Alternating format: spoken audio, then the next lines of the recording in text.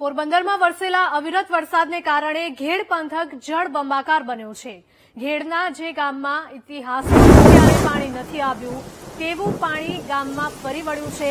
ભારે વરસાદને કારણે ઘેડ પંથકમાં સિઝનમાં બીજી વખત ઘોડાપૂર આવ્યું છે। માધવપુરથી ગોસા સુધીનો વિસ્તાર જળબંધ બન્યો છે।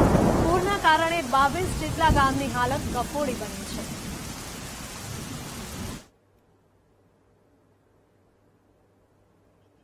સંવાદદાતા ચેતન જોડાયા છે ફોન લાઈન પર। ચેતન, જણાવશો કે પોરબંદરમાં અવિરત વરસાદ વરસી રહ્યો છે, જેના કારણે અનેક ગામ સંપર્ક વિહોણા બન્યા છે। લોકોને કેટલી મુશ્કેલી?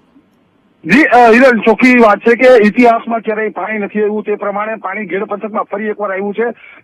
આજ ચાલુ મહિનાની વાત કરીએ તો 7મા મહિનામાં જે પાણી પહેલી તારીખથી શરૂઆત થઈ ગઈ હતી, તે બાદ 4 તારીખ સુધી કન્ટિન્યુ જે ઘેડમાં પાણી આવ્યું હતું ને તે બાદ 9 તારીખ સુધી 10 તારીખ સુધી જે પાણી રહ્યા હતા અને તે પાણી છે તે 16 તારીખ સુધીમાં ઓસરી ગયા હતા। ફરી એકવાર જે હજી તો પાણી ઓસર્યા ત્યાં જ વરસાદે બેટિંગ શરૂ કરી છે।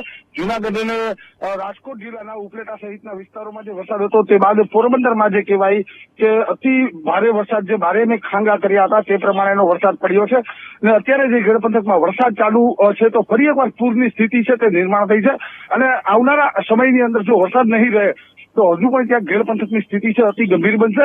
અત્યારે અવિરત વરસાદ ચાલુ છે। વહેલી સવારે 5 વાગ્યાથી સતત જે વરસાદ શરૂ થયો છે, વરસાદી બેટિંગ જે શરૂ થઈ છે તેને લઈને ઘેડ પંથકના લોકોની ચિંતા વધી ગઈ છે કે હજુ ક્યાંક પાણીની સ્થિતિ છે તે સમુદ્ર સમાન થાય તેવી પણ સંભાવના છે। અત્યારે તો માત્ર ઘેડ છે તે બેટમાં ફેરવાયું છે, સમુદ્ર અને ઘેડ છે તે એક થઈ જાય એવી સ્થિતિ છે। જી બિલકુલ ચેતન, આભાર।